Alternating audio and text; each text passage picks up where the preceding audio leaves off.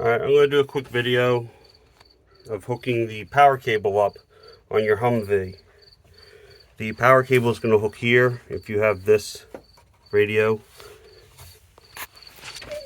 set up. This one I got as a used kit from a radio website.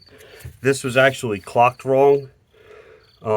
It was facing straight out against the thing here, against the doghouse. So what I did was I opened up the fitting here. So you can actually re-clock them so they go straight across like it's supposed to there.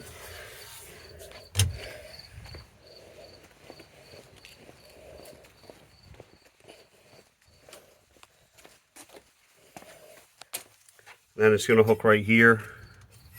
You're going to run it under, I have a cup holder there in the way, but more than likely it should probably run like that. Now you're going to run it through here. This grommet, you can't just push it through. You have to unbolt this grommet, and the grommet and the holder are actually underneath the vehicle. It's a 7/16 nut and bolt setup. So you got 7/16 bolts up here, 7/16 nut underneath. It takes two people to do this. I guess maybe if you had the doghouse off, you could get to it and do it with one person. Definitely make sure you disconnect your positive cable that's running out. And if you have a solar jaws, you're going to need to disconnect that too, so that your power cable laying here doesn't, arc with the solar jaws. You're still hooked to it. So once you undo that grommet, you're going to stick the cable through the grommet. You're going to slide the grommet back up in the body. I don't know if you can see it up in there.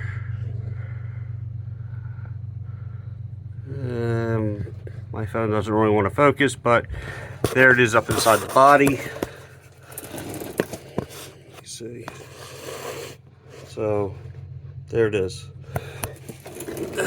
Okay, so this is the used replacement cable here sticking down. You can see when the truck was demilled, they simply cut the cables here and here. So I'm removing the ground one first. I used spray lube on here, and I took a wire brush to it. I'm in the Northeast, so there was a lot of rust on that, and I really didn't want to snap off that stud or whatever it happens to be, because I'm not sure if it's a stud, if it's a bolt with some nuts on it, if it's an assembly that I'd have to hunt down and replace. But that shows you where they're going to go on. So these nuts are 3/4 inch. I ended up having to use a 3/4 inch deep well, a 3-inch extension, and a 1-inch extension, which brings you out to the other side of the frame here, because you can get to it from the other side of the frame. There's not enough room to get up inside here to work your ratchet, unless you've got one that's got like a mega long handle. Then maybe you'll get lucky, but you're not going to do it with the deep well socket. So I'm going to take the ground off here, then I'll undo the positive, because the ground's actually in the way of taking the positive off. And then it's obvious which goes to what, because you've got the red and yellow, orange, white, whatever it's supposed to be, and then the other side is all black, or black and green. Black and green are ground colors. So even though what's there is black and black and red and red. So it's pretty much that simple. Once these are hooked up, you can see what direction these were facing. They were both facing up. So once they're hooked on there, I can go up top, and I can have somebody else go up top, pull the slack out of this cable. But you want to make sure you don't pull so much slack out that you end up rubbing on something up inside there. So just watch when you're pulling the slack out of it, because you don't want it to be taut.